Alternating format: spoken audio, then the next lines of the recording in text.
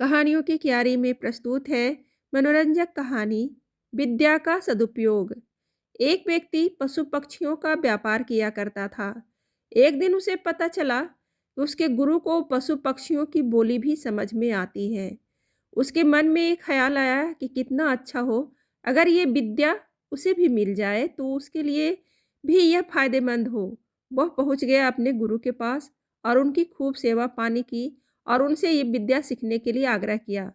गुरु ने उसे वो विद्या सिखा तो दी, लेकिन साथ ही इसे चेतावनी भी दी कि अपने लोभ के लिए इसका इस्तेमाल नहीं करे, अन्यथा उसे इस कुफल भोगना पड़ेगा। व्यक्ति ने हामी भर दी।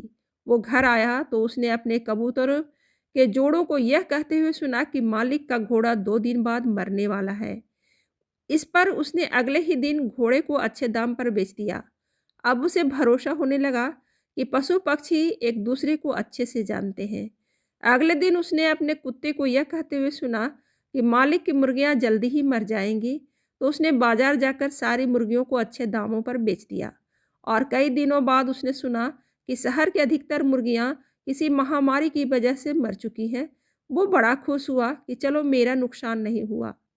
हद तो तब हो गई जब उसने एक दिन अपनी बिल्ली को यह कहते हुए सुना कि हमारा मालिक अब तो कुछ ही दिनों का मेहमान है।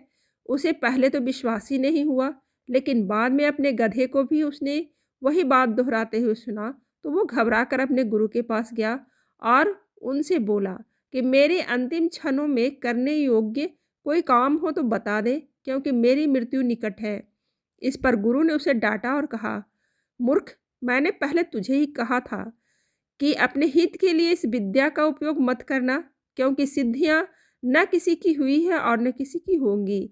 इसलिए मैंने तुझसे कहा था कि अपने लाभ के लिए और किसी के नुकसान के लिए इसका प्रयोग मत करना।